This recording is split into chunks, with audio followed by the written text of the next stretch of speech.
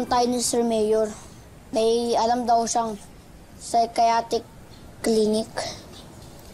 Ang tanong, kuya, kung sasama kaya si nanay, baka ang isipin niya, tingin natin sa kanya baliw.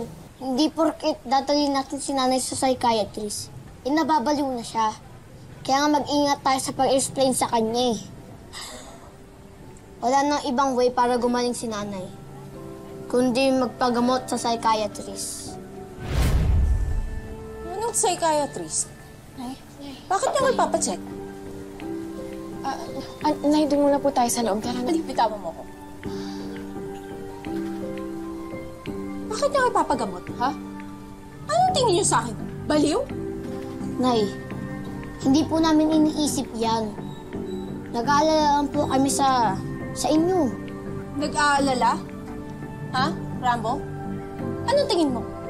Dahil porkit sinaktan kita, sasaktan ko rin si Rain at si Riley? Hindi ko magagawa yun.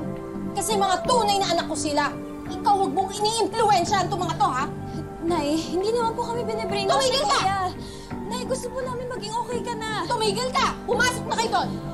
Nay. Pasok! Juday, huminahon ka. Ano yan? Ha? Juday, kailangan mo sumama sa kanila para magpagamot.